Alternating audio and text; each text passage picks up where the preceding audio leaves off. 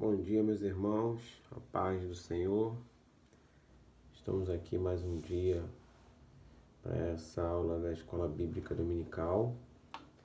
Na verdade, hoje é a nossa última aula online. A partir do próximo domingo, nós faremos as aulas presenciais. E aí eu convido os irmãos a comparecerem na nossa igreja na 15 de novembro, DVIP 15 de novembro. Desde já eu quero agradecer e mandar um abraço para minha pastora Graça Ribeiro, aos meus professores Luciane e Davi, e dizer que a gente está se preparando muito, né, tanto eu como a Luciane como o Davi, para essa aula presencial. Então, os irmãos, seria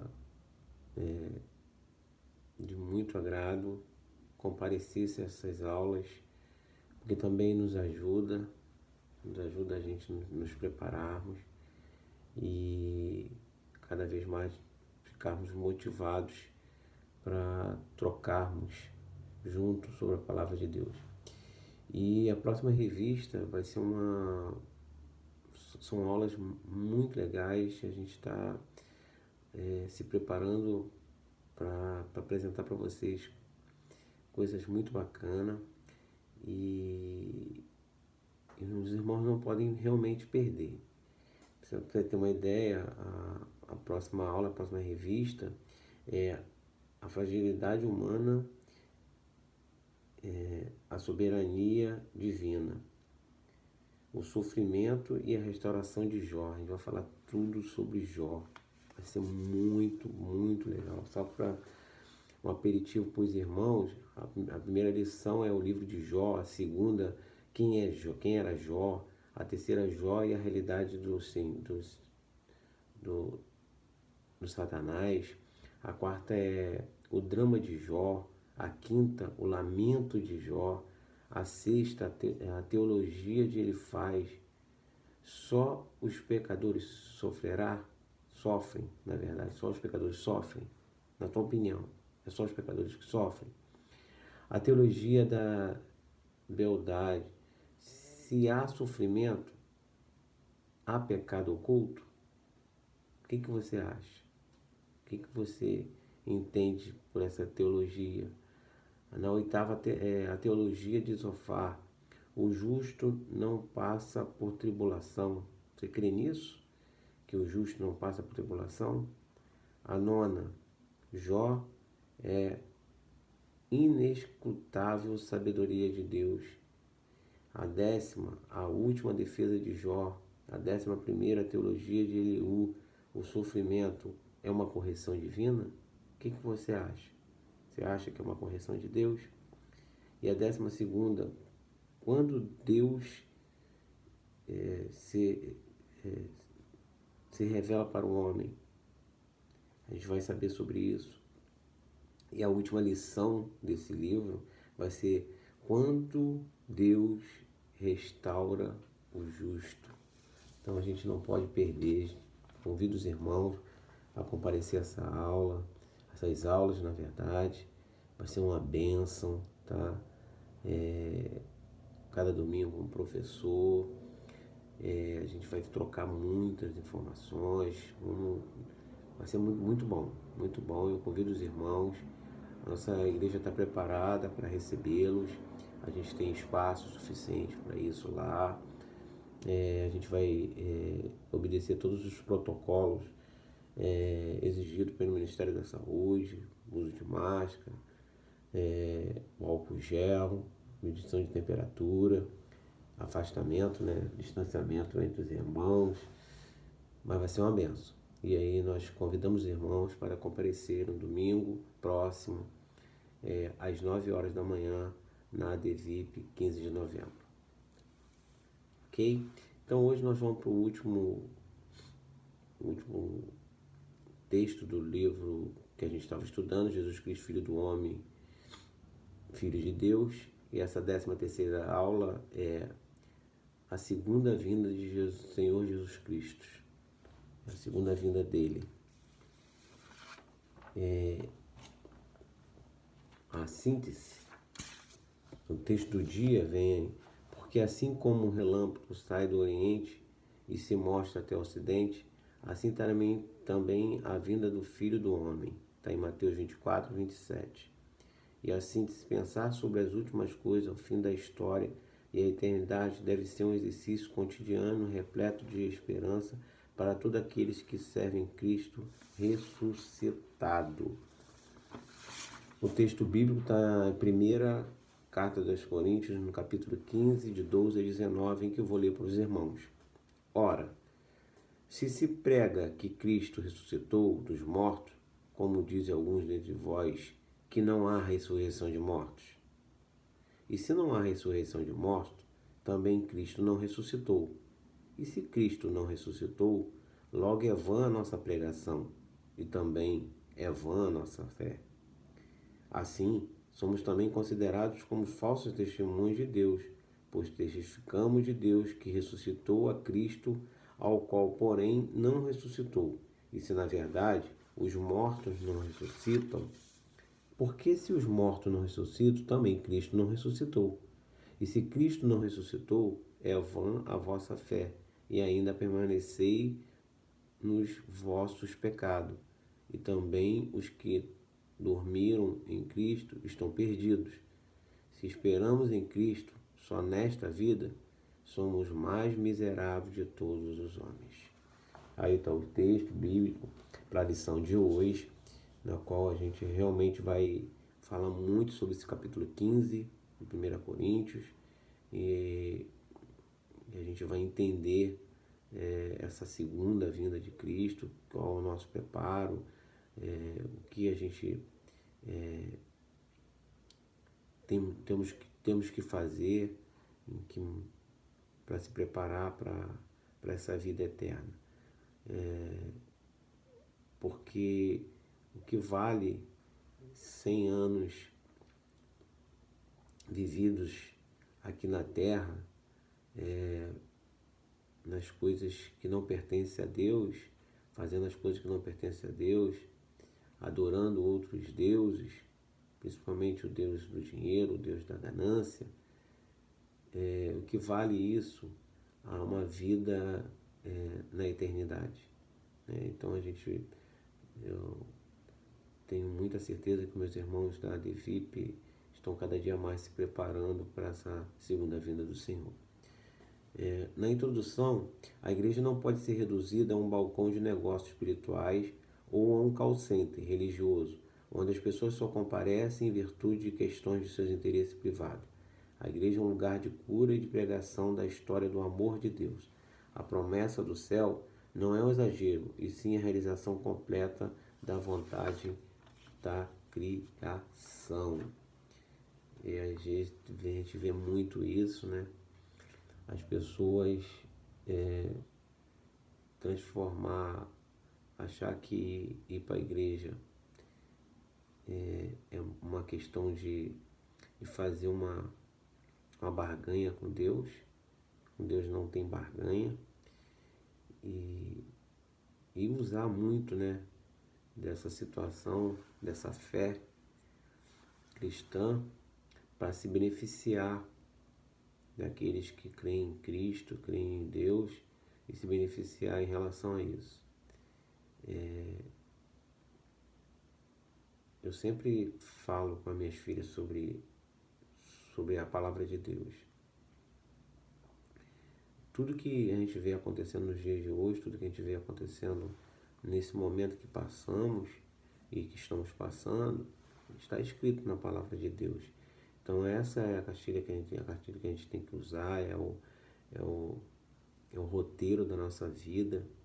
E a gente não pode permitir que esse tipo de sentimento de fazer com que Deus seja um negócio, me dá uma casa que eu vou fazer oração, me dá um carro que eu vou fazer um propósito, eu vou ficar aqui direto no propósito e depois não quer saber de nada, já recebeu sua bênção, como se fosse realmente no shopping para comprar alguma coisa, depois que compra só volta lá quando precisa comprar outra coisa.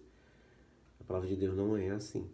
Então a gente realmente precisa propagar a genuína palavra de Deus para aqueles que não conhecem.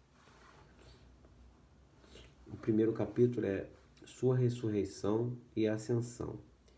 A ressurreição é a doutrina principal do cristianismo, né? É a base. Se nós não cremos na ressurreição,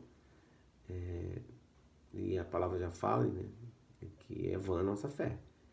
Então, a ressurreição é a base do cristianismo. A gente segue a palavra de Deus, a gente vive essa palavra de Deus porque a gente crê na ressurreição, né? E a gente crê, né, que Cristo foi ressuscitado. Aquela cruz está vazia, né? A vitória foi quando aquela rocha se rompeu e não tem mais corpo ali. E a ascensão significa a subida, né? E aí o primeiro texto vem a vitória mais importante. A centralidade da fé cristã encontra-se no evento da ressurreição. Sem a compreensão, crença, defesa da ressurreição de Jesus Cristo, todas as demais doutrinas, tradições, rituais cristãos perdem sentido. As narrativas, os eventos ou relatos, a ressurreição de Cristo em outras tradições, tais como as gregas, egípcias, romanas, babilônicas, diferenciam-se do acontecimento cristão por dois fatores básicos. Em primeiro lugar, Jesus não foi vítima de uma conspiração humana ou cósmica. Ao contrário, ele é o protagonista de todos os fatos. Conforme falei, né? Se a gente não acreditar na ressurreição de Cristo, é vã totalmente a nossa fé, né? João 10, 17, 18 diz que porque isto o Pai que ama, porque dou a minha vida para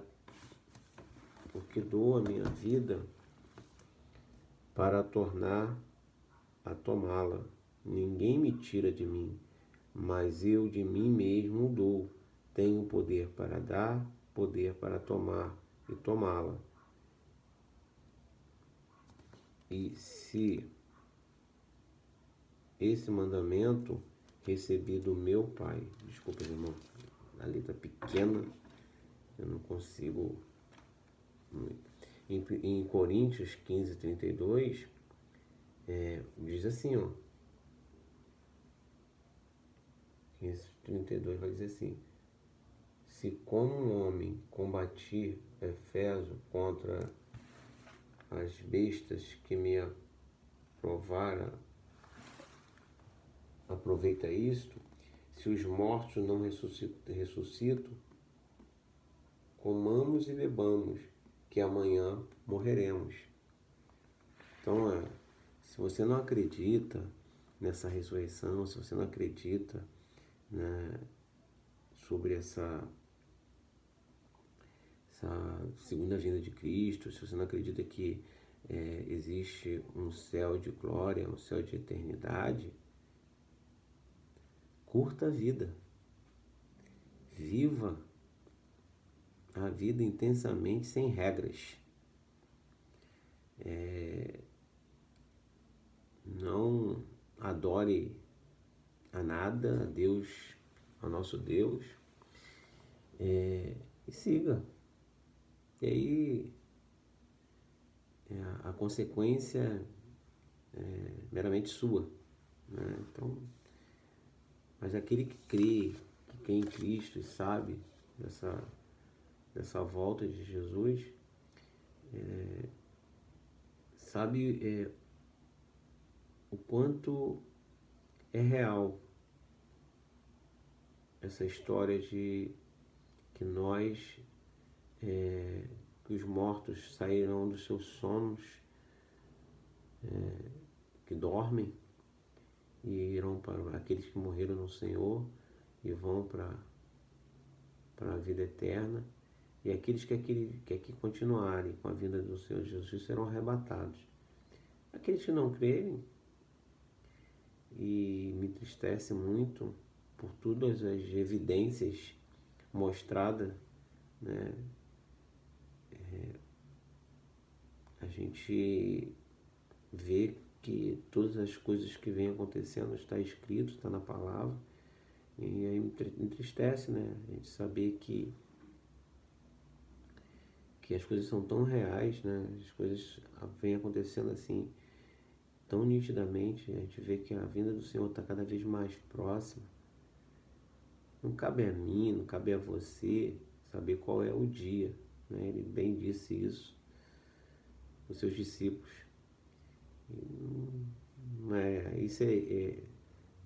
O tempo é dele, o momento que vai aparecer está com ele, ninguém sabe, não adianta especulação, mas a gente precisa ter uma certeza, né?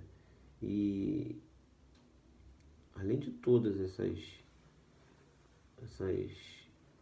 deixas, dessa ensinamento deixado na Bíblia, aconteceu alguma coisa, né? Na história, né? Aconteceu, veio um homem, né? Que se nós tivéssemos os anos sendo contados na antiguidade, a gente não estaria hoje com em 2020, né? A gente tem uma contagem, tem um momento, né, que se separa o antes e o depois, né? E a gente, seja aqueles que não creem no Senhor, seja aqueles que não seguem a palavra de Deus, mas intuitivamente acaba seguindo, porque o calendário na humanidade ele é dividida pela vinda do Senhor Jesus Cristo, né? A gente divide isso a 2020 anos, né? Pela vinda do Senhor Jesus. E a certeza que a gente tem realmente é quando realmente aquela pedra se rompeu, quando se procura o corpo de Jesus e não se encontra. Mesmo que politicamente se fizeram de tudo para que isso não se propagasse, não chegasse aos quatro cantos da terra. Mesmo que politicamente os homens, principalmente os homens da lei, os conhecedores, eles não queriam que ficasse evidenciado o grande erro que cometeram. Mas a certeza que nós temos é que Cristo ressuscitou, né? Tem um hino na harpa que eu gosto muito, que a gente precisa estar lembrando dele o tempo todo, né? O tempo inteiro em nossas vidas. Porque ele vive, eu posso crer no amanhã, porque ele vive, temor não há. Não é verdade? Ele vive, é isso que importa para nós cristãos. O segundo tópico é a ressurreição como pilar da fé cristã. Em um dos seus textos mais importantes sobre a questão da ressurreição de Jesus, Paulo afirma em 1 Coríntios 15, 22, 24, e eu vou ler para os irmãos, a centralidade deste acontecimento para a fé evangélica. 1 Coríntios 12, 24, ele diz assim, ora, se prega que Cristo ressuscitou dos mortos, como dizem alguns dentre vós que não há ressurreição dos mortos? E se não há ressurreição dos mortos, também Cristo não ressuscitou. E se Cristo não ressuscitou, logo é vã a nossa pregação, também é vã a vossa fé. E assim, somos também considerados como falso testemunho de Deus, pois testificamos de Deus que ressuscitou a Cristo, ao qual, porém, não ressuscitou. E se na verdade os mortos não ressuscitam? Porque se os mortos não ressuscitam, também Cristo não ressuscitou. E se Cristo não ressuscitou, é vã a vossa fé, e ainda permanecei nos vossos pecados. E também os que temeram Cristo estão perdidos, né? Desta maneira, o nosso esforço evangélico não deve se concentrar em anunciar títulos de igreja ou ministério, e sim no amor de Deus, a revelação através da obra da ressurreição. E aqui é o que a gente sempre fala, né? A gente segue sempre o que está na palavra de Deus, né? O que Deus deixa para mim, para você, os ensinamentos dele no Novo Testamento, todos os milagres, as curas, né? Todas as palavras de ensinamento que Cristo deu, isso está marcado, né? Na história, está marcado na palavra de Deus, mas um fato dois fatos muito importantes que marcaram muito aquela época, e isso foi um abalo muito grande politicamente. Primeiro foi a ressurreição de Lázaro, isso foi um escândalo, essa, essa, esse acontecimento. Isso foi assim um processo primordial, né? A gente sabe que, né, que tudo foram planos de Deus, né? Deus já sabia tudo o que iria acontecer, mas esse fator foi essencial para a prisão de Cristo, né? Para que Jesus passasse e por aquela situação humilhante, né? Ali ele tinha feito vários milagres, mas a ressurreição de Lázaro, 4 dias depois, isso realmente escandalizou aqueles que proferiam seguiam a lei e não acreditavam na vinda do Senhor, porque esperavam que Jesus Cristo viesse com um príncipe de cavalo de ouro e todo cheio de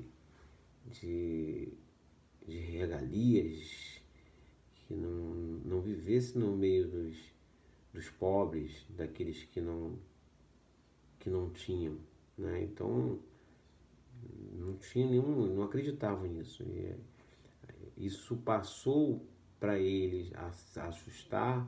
Os milagres começou a provocar essa situação, e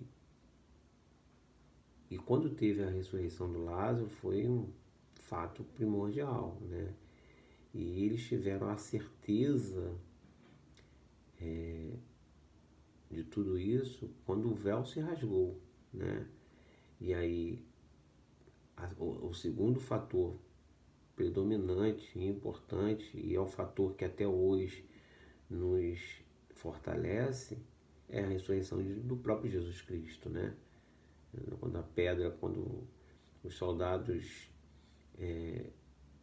dormem, né, de um grande temor, e aquela pedra se rompeu e o corpo não está mais ali. E aí começa a gerar a especulação de que os seguidores de Cristo roubaram o corpo de Cristo, e aí começam as perseguições, e aí começa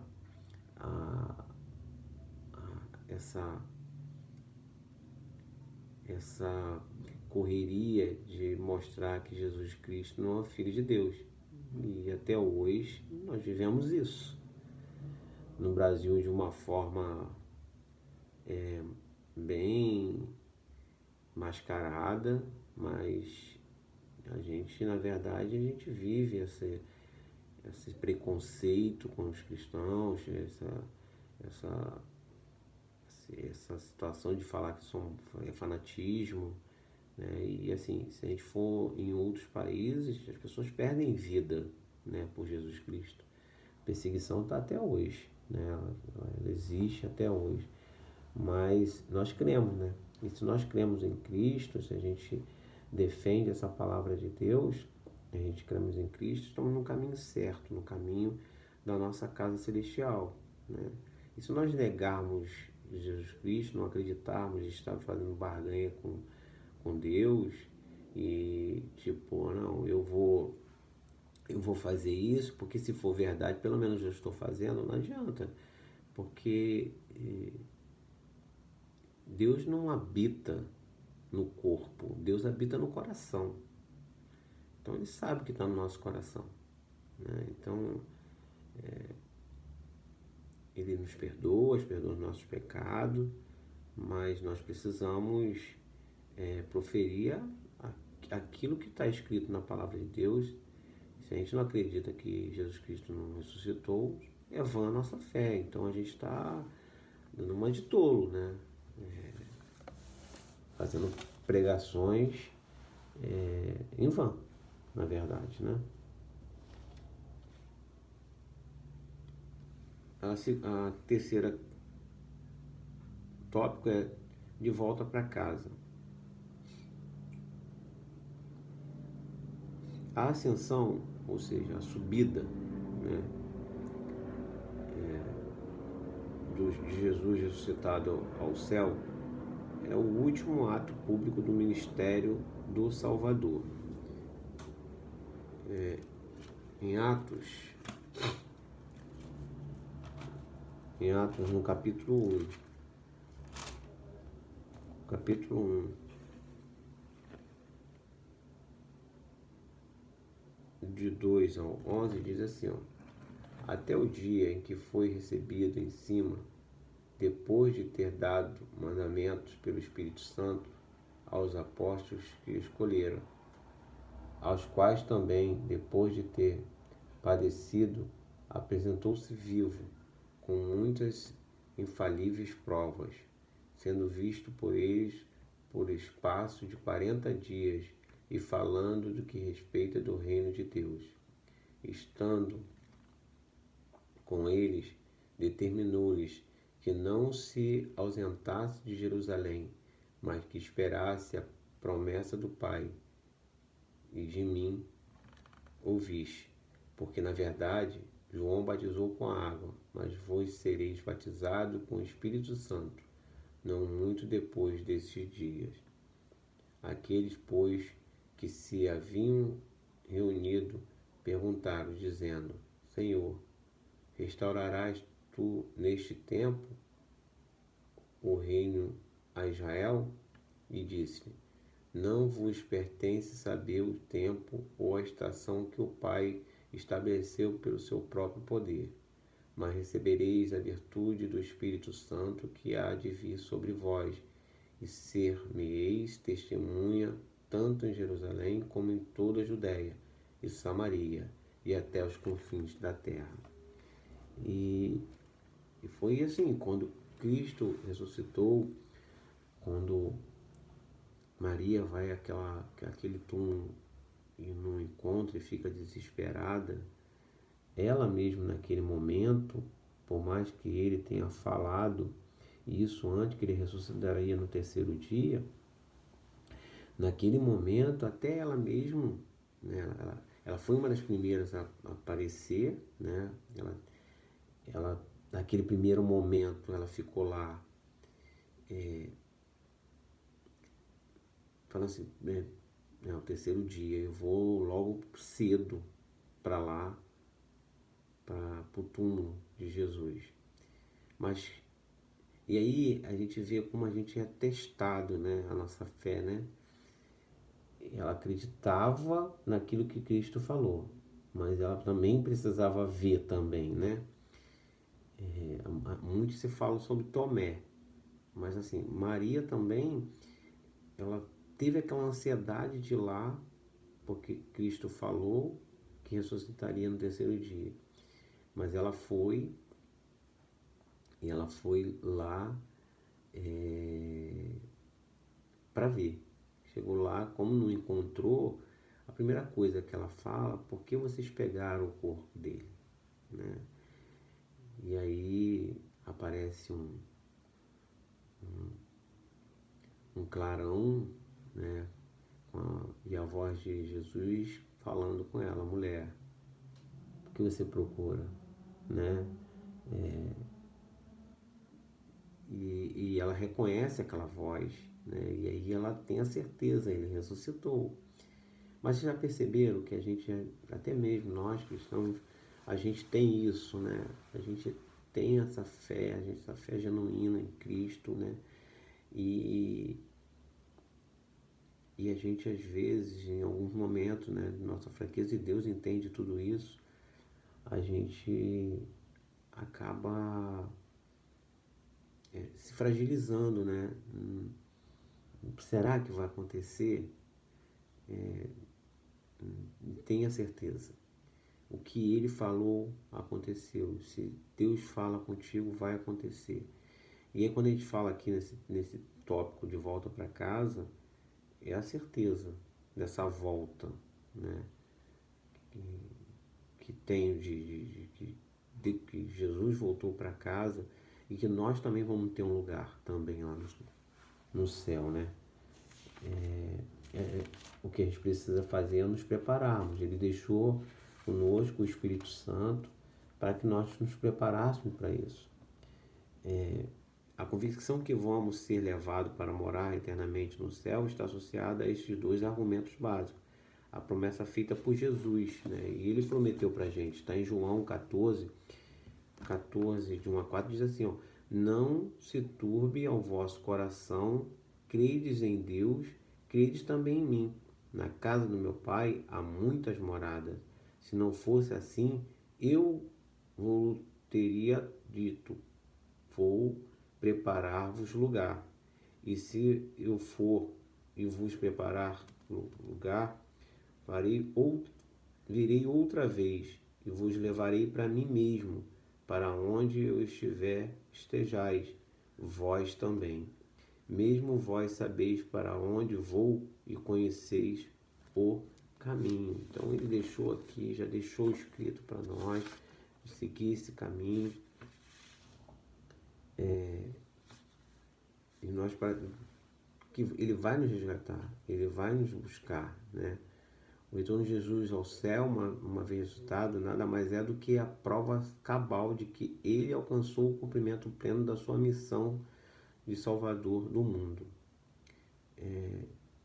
Quando ele diz aquela frase na cruz, em grego, tetelestai, aquilo ele está dizendo, está consumado, né? Está consumado.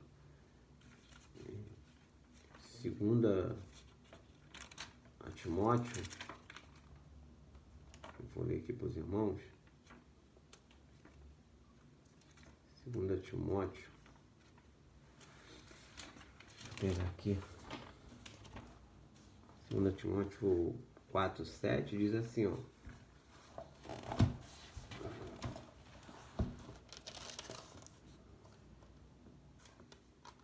combati o bom combate, acabei a carreira e guardei a fé. É isso.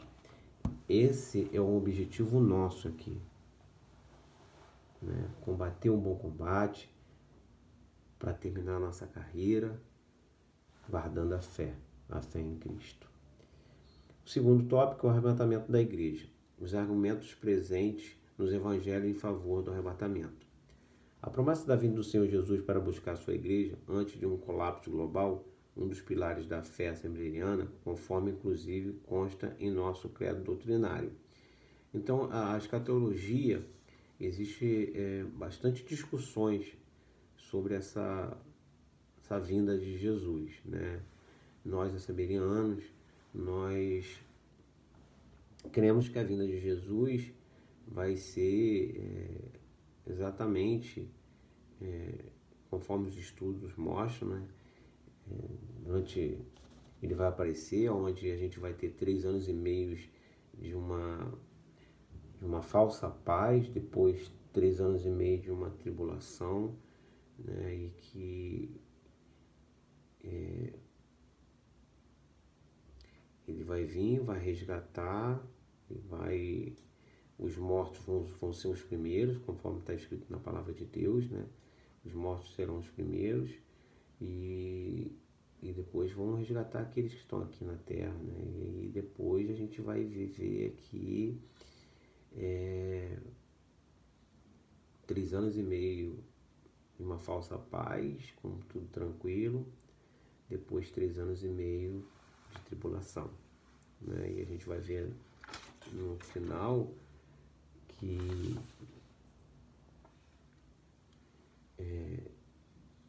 essa vinda dele é imprevisível, né?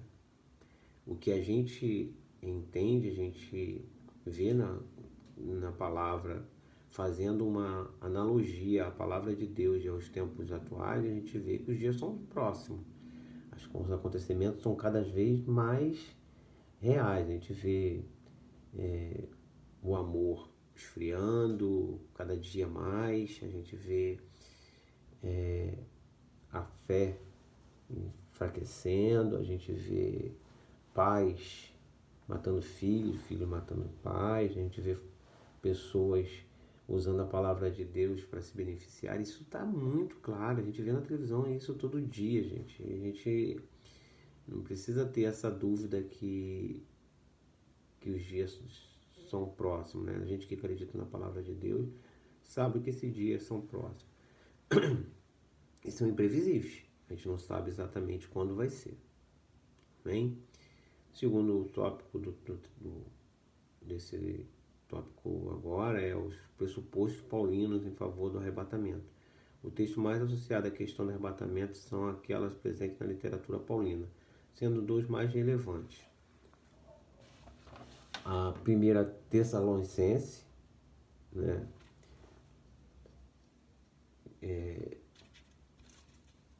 Primeira Tessalonicense, que eu vou ver para os irmãos aqui. 1 Tessalonicense 4:13. 13, 18. Diz assim, ó: Não quero, porém, irmãos, que sejais ignorantes acerca dos que já dormem, para que não vos entristeçais, como os demais que não têm esperança. Porque cremos que Jesus morreu e ressuscitou. Assim também, aos que todos dormem, Deus se tornará a trazer com ele. Dizemos-vos, pois, isto pela palavra do Senhor, que nós, os que ficarmos vivos para a vinda do Senhor, não precederemos o que dorme, porque o mesmo Senhor descerá do céu com árido e com voz de arcanjo e com trombeta de Deus, e aos que morreram em Cristo ressuscitarão primeiro, e depois nós, o que ficarmos vivos, seremos arrebatados juntamente com eles nas nuvens e encontrar o Senhor nos ares, e assim estaremos sempre com o Senhor. Portanto, consolai-vos uns aos outros com esta palavra. E aqui eu pego esse versículo,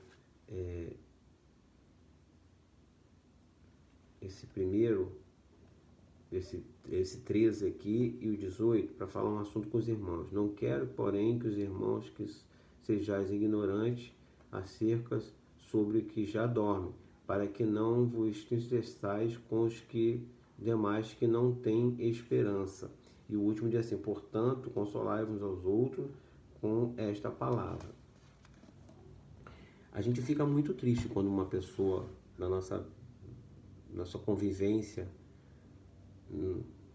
dá um adeus, né? Parte daqui, sai daqui dessa vida terrena, né? A gente fica triste, a gente fica pelas lembranças, pelas coisas boas, por não ver naquele momento mais. Mas a gente não nos desespera, né? Nós que cremos no Senhor não nos esperamos, porque a gente tem a esperança, né? A gente tem essa esperança, essa fé que irão ressuscitar, né? Tem um tempo determinado por Deus que isso vai acontecer. Então, o que é 100 anos aqui na Terra para uma vida na eternidade? Então, a gente fica triste sim, é normal, mas muitos não conseguem entender. Poxa, o crente fica triste, mas agradece a Deus, porque a gente sabe, a gente tem essa certeza que isso tudo aqui é uma passagem, né? Isso vai passar e a gente vai para o céu de glória. Amém? Os pressupostos paulinos, em favor, aí vem em ambos os textos, que aí tem Coríntios também, que eu não li para os irmãos, que eu vou ler agora também. A gente está no Coríntios, sempre Coríntios 15, e aí no 51 a 54 diz assim, ó. Eis aqui vos digo um mistério. Na verdade, nem todos dormiremos, mas todos seremos transformados. No momento, no abrir e fechar dos olhos, antes da última trombeta, porque a trombeta soará, tenha essa certeza, e os mortos ressuscitarão incorruptível, e nós seremos transformados. Porque convém que isto que é corruptível se revista de incorruptibilidade, e que isto que é mortal se revista de mortalidade. E quando isto que é corruptível se revestir de incompatibilidade, isto que é mortal se reveste de imortalidade. Então cumprir-se-á a palavra que está escrita: tragada foi a morte, a vitória. Então, ambos os textos está bem clara a imagem quanto entre a igreja de Jesus, sendo tudo protagonizado pelo Mestre, isto sob o comando do Senhor. No momento em que ele decidir, a igreja será tomada de modo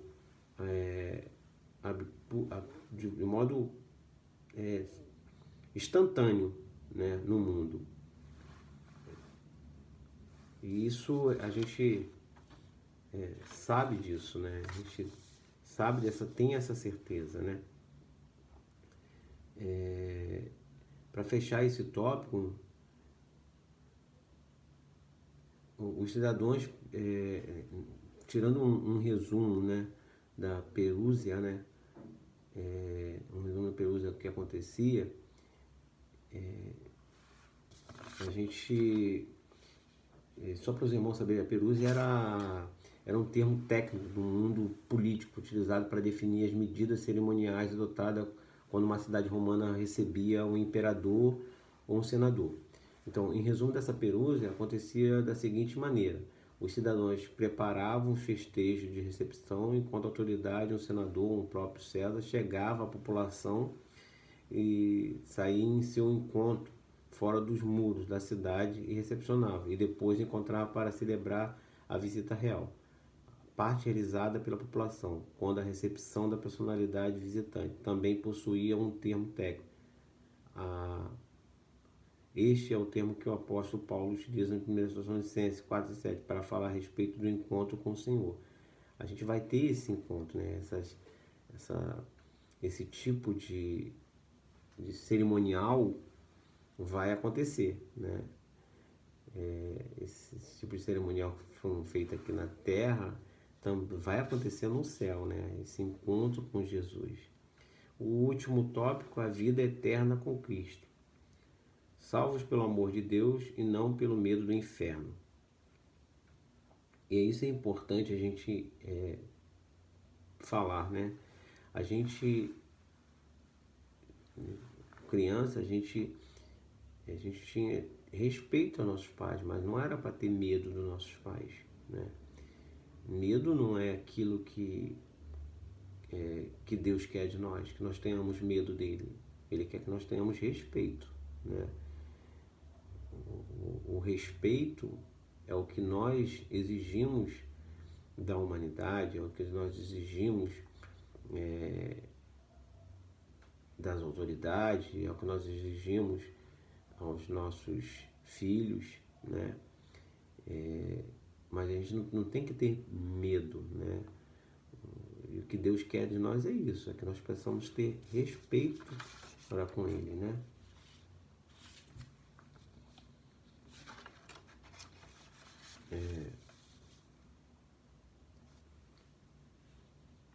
Esse tópico 1, só pelo amor de Deus, aprovação haverá sobre a humanidade? Não. Então aqui, o objetivo central do cristianismo é alcançado. Na verdade, muitas pessoas nem pensam no céu, estão muito bem em suas vidas medíocres e materialistas na terra, e que elas querem ter certeza que não irão para o inferno. A gente vê que é exatamente isso, né? As pessoas não se preocupam para o céu, né? E para ir para o céu, a porta é estreita, e a gente tem caminhos a percorrer dado por Cristo, mas as pessoas não querem saber disso, elas só querem ter a certeza que não vão para o inferno. Só que só existe, não tem terceira porta, existe só duas portas. Só existe duas portas só, a do céu e a do inferno. A do céu não é tarefa fácil, não é tarefa fácil, é porta estreita.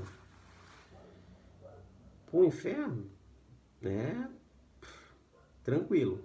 Então, não ter essa certeza de ir para o inferno é seguir a palavra de Deus. É a única certeza que nós temos. Mas seguir não é ler. Seguir não é fazer barganha ou propaganda de Deus. Deus precisa de propaganda, né? Mostrar para Deus uma coisa e fazer uma outra, né? Quando nós aceitamos Cristo, nós nos transformamos, né? Nós nascemos de novo. E nesse nascimento, nos tornamos uma nova criatura.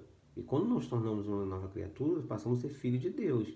E sendo filho de Deus, a gente segue aquilo que o Pai nosso, né, nos determina a fazer.